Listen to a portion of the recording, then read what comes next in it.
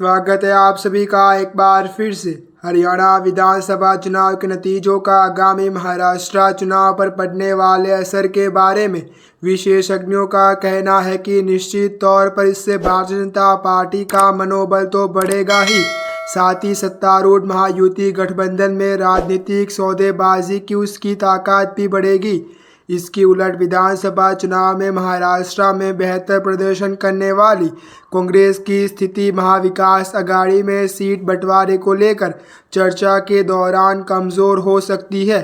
हरियाणा में बीजेपी ने सत्ता की हैट्रिक लगाई है, जबकि जम्मू कश्मीर में नेशनल कॉन्फ्रेंस कांग्रेस गठबंधन ने सरकार बनाने के लिए जादुई आंकड़े को हासिल कर लिया है।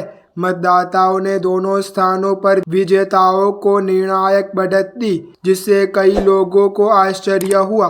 राजनीतिक विश्लेषकों अभय देशपांडे ने कहा कि सीट बंटवारे पर शुरुआती बातचीत में सत्तारूढ़ महायुति के घटकों के दौरान लोकसभा चुनाव में खराब प्रदर्शन के लिए बीजेपी की आलोचना की गई थी। हालांकि उन्होंने कहा कि हरियाणा का प्रदर्शन यह संदेश देगा कि बीजेपी ने आम चुनाव के प्रदर्शन के बाद वापसी की है। देशपांडे ने कहा कि इसके अलावा बीजेपी के नेतृत्व वाले राष्ट्रीय जनतांत्रिक गठबंधन को छोड़कर विपक्षी एनडीए में शामिल को तैयार नेता भी अपने फैसले पर अब पुनर्विचार करेंगे। उन्होंने कहा कि दूसरी ओर कांग्रेस को अपने सहयोगी दलों राष्ट्रवादी कांग्रेस पार्टी और शिवसेना के साथ सीट बंटवारे पर चर्चा करते समय नरम रुख अपनाना होगा। हालांकि उन्होंने आगाह किया कि महाराष्ट्र का राजनीतिक परिदृश्य हरियाणा से अलग है। अभय देशपांडे ने कहा, उत्तरी राज्य में कांग्रेस और बीजेपी के बीच सीधी लड़ाई थी, लेकिन महाराष्ट्र में 6 दल है। महाराष्ट्र नवनिर्माण सेना, वंचित बहुजन अघाड़ी और कुछ छोटे क्षेत्रीय दल भी राजनीतिक अखाड़े में मौजूद है। इसके अलावा हरियाणा में मतदान की तुलना महाराष्ट्र से नहीं की जा सकती। उन्होंने बताया कि मराठा बनाम ओबीसी और धनगर बनाम अनुसूचित जाति जैसे मुद्दे हरियाणा में मौजूद नहीं है।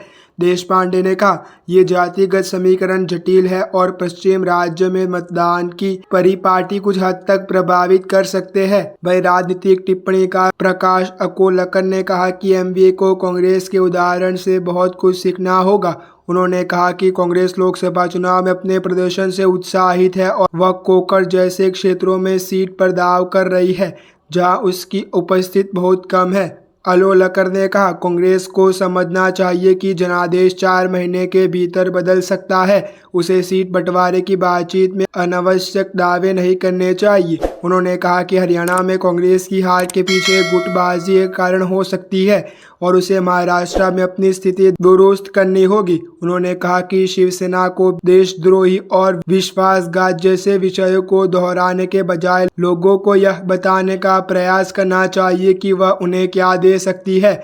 मुख्यमंत्री एकनाथ शिंदे, नील शिवसेना के सांसद और उनके बेटे श्रीकांत शिंदे ने कहा कि हरियाणा के मतदाताओं की तरह महाराष्ट्र के मतदाता भी विभाजनकारी रणनीति को खारिज करेंगे और डबल इंजन वाले सरकार की ओर से दी जाने वाली स्थिरता और प्रगति को चुनेंगे।